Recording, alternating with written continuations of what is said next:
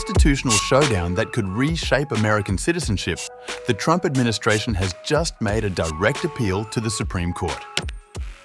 On Friday, the Justice Department filed two crucial appeals asking the nation's highest court to review President Trump's executive order ending birthright citizenship. This isn't just another policy dispute. It's a fundamental challenge to the 14th Amendment that has guaranteed citizenship to anyone born on American soil for over 150 years. Every federal court that has examined this order has ruled it unconstitutional, but now Trump's team is betting everything on the Supreme Court's conservative majority. To understand this constitutional crisis, we need to go back to January 20th, 2025, Trump's first day back in office. He signed an executive order directing federal agencies to refuse citizenship recognition to children born in the United States, unless at least one parent is either an American citizen or lawful permanent resident.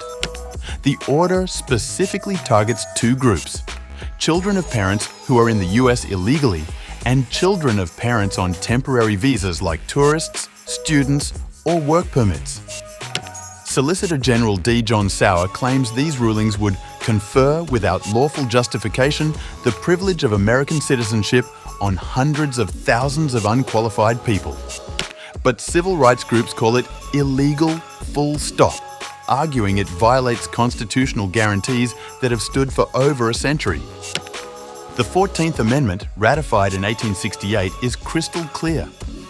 All persons born or naturalized in the United States and subject to the jurisdiction thereof are citizens of the United States.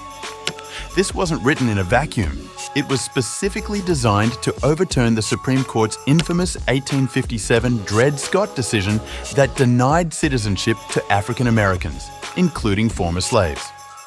The landmark case that cemented this principle came in 1898 with United States v. Wong Kim Ark. Wong was born in San Francisco to Chinese parents who were permanent residents but not citizens.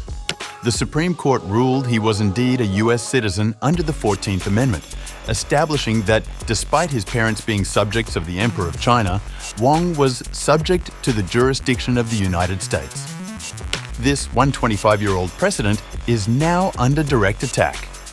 The battle lines are clearly drawn, and they couldn't be more stark. On one side, the Trump administration argues that the traditional interpretation of the 14th Amendment has been mistaken with destructive consequences. They claim the citizenship clause was adopted to grant citizenship to newly freed slaves and their children, not to the children of temporary visitors or illegal aliens. The Justice Department contends that children of non-resident aliens are subject to foreign powers and therefore not truly subject to the jurisdiction of the United States. But facing them is a wall of legal opposition. Now the ultimate decision rests with the Supreme Court's 6-3 conservative majority, and the stakes couldn't be higher. The administration has asked the court to take up and resolve the case during its 2025-26 term, with oral arguments likely in late winter or early spring 2026. But here's the constitutional irony. This conservative court, which often adopts an originalist perspective, faces overwhelming historical evidence that actually supports broad birthright citizenship. The implications of this case extend far beyond immigration policy. They go to the very heart of what it means to be American.